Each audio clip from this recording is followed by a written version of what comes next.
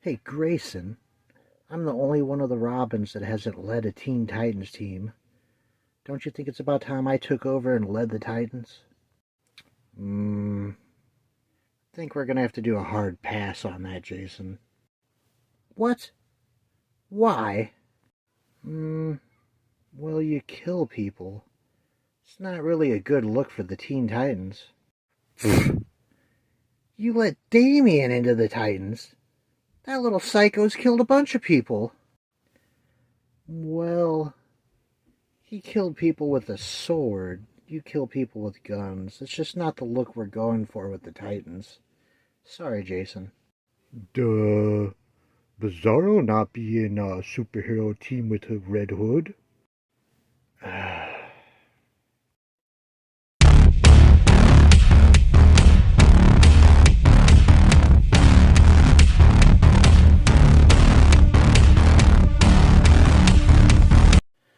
What is up? How's the Legion of Comic Collectors doing today? Well, today we're going to be taking a look at something I was pretty excited to complete this year, and that is my Red Hood comic collection. I'm not going to be showing all of the Jason Todd keys. This is just Red Hood books. On the sides, you do see I got the facsimiles of his first appearance, the facsimile on the left and the blank variant on the right. And I do have the foil of the facsimile coming too. And I will point out keys as we go. Not very many. But up first we have the Task Force X.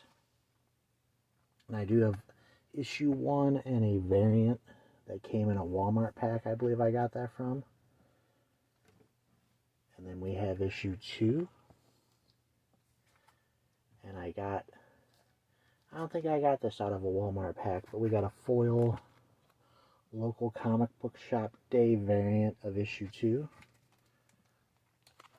I just have all of these on the Red Hood box because they're basically a Red Hood series, being Task Force X.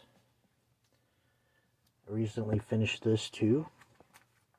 Super excited to finish Red Hood.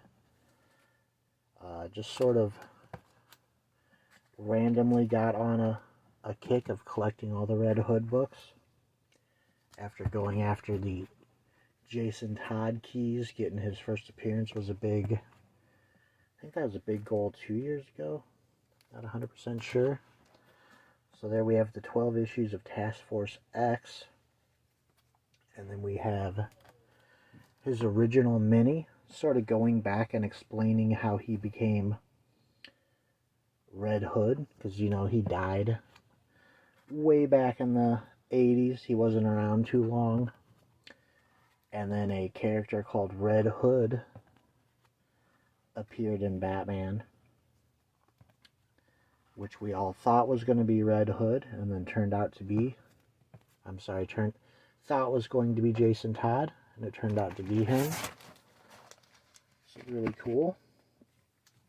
And then we go to his first ongoing, the one-shot for Future's End during New 52. We go into New 52, Red Hood and the Outlaws. This is the first team appearance of the Outlaws. The first appearance of characters called Essence, Crux, and Dukra, which was sort of I think if I'm remembering Dukra right, you learn more of Jason's backstory and what went on before he, after he came back to life, but before he appeared as Red Hood. Issue 4, the first appearance of Crux in monster form, and the first appearance of the Untitled. And that's it. That's all of the keys in Volume 1. I don't count stuff like first new costume or new team lineup for the Outlaws or anything like that. Issue 10. I have 2 copies of issue 11 for some reason. Issue 12. And then if you collect New 52, the issue 0 should go in between 12 and 13.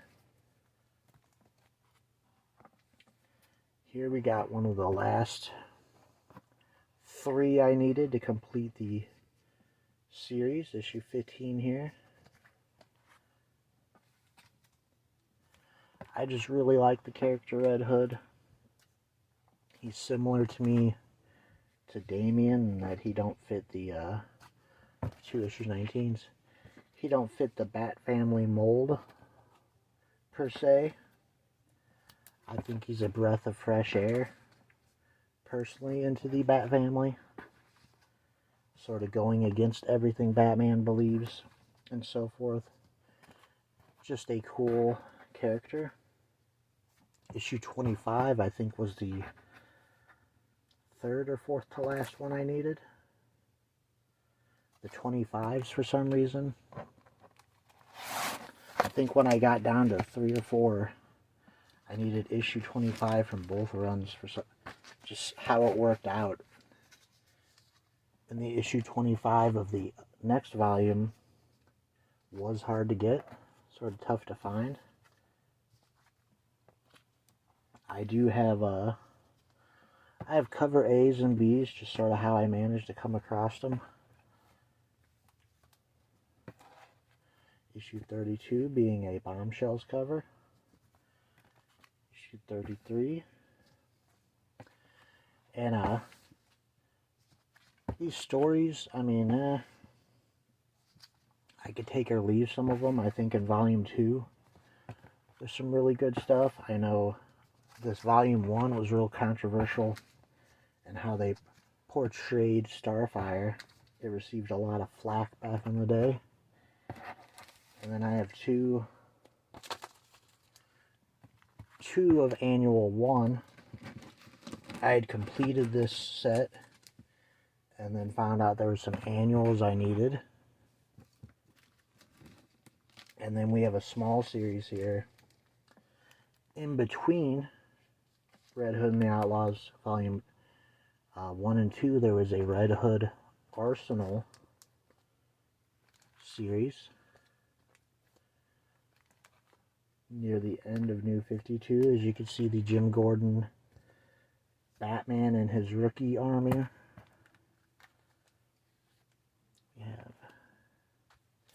I do have A and B of issue 8.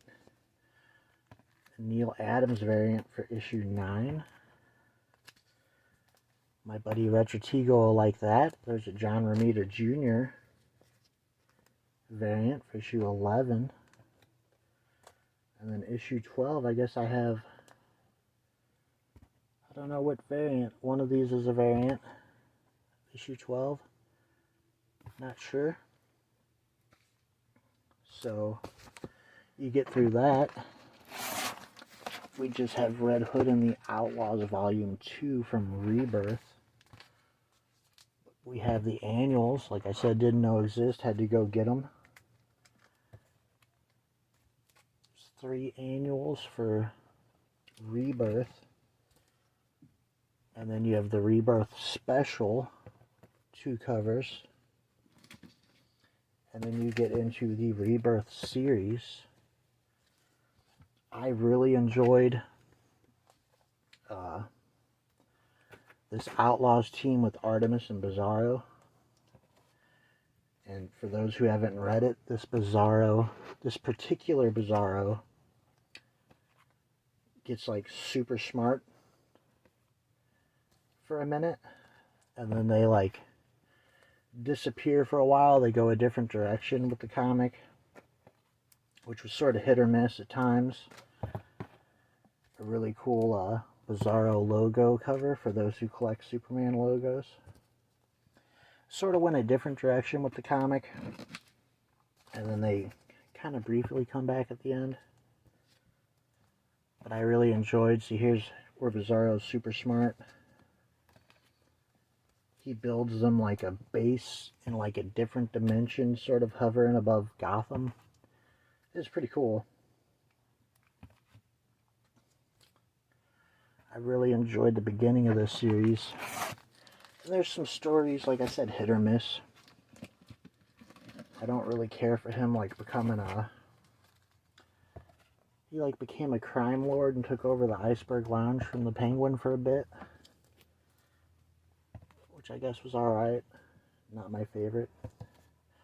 So here we get into sort of the more expensive books. And no, I haven't forgot about keys. We just haven't came to the next key. Although I would sort of put these up there. Volume 25 was a ghost, man. I'm sorry, issue 25. Managed to get a B cover here at STL. And probably the most desirable issue in all of Red Hood is this B cover for issue 26. Probably the hardest book to get if you're a Red Hood collector. And we see the costume change, which I didn't necessarily care for here.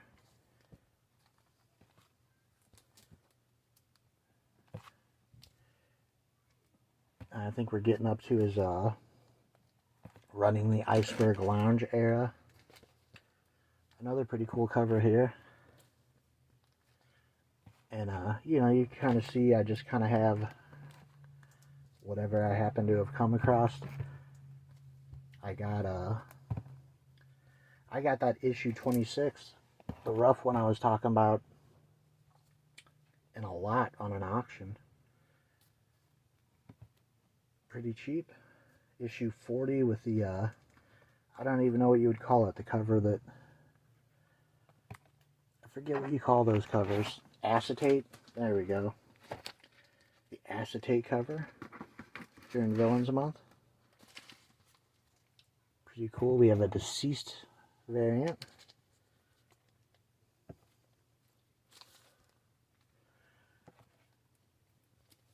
And with Red Hood, with any series, if I come across an A or B cover I don't have for like $1, I'll pick it up. But I don't really care. It's just about getting the issue to be able to read. Oop. Right as I say I forgot, didn't forget, I did forget. So we'll go back. Issue 37 was first appearance of Cloud9, DNA.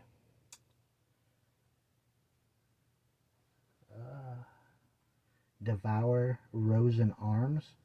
Issue 38, first appearance of Monster Arm. And it's like this group of kids he tries to mentor at the end of the book. It kind of killed the series in my opinion. But that's who those characters are. Issue 51, first appearance of Tommy Max. And then we get to issue 52, the final issue of Red Hood. And there you have it. That's my complete Red Hood comic collection. A lot of fun to collect, and I'm happy to share it with you. As always, you know, I would love to hear from you in the comments. Please give this video a thumbs up and subscribe if you have not. And with that, I'll see y'all later.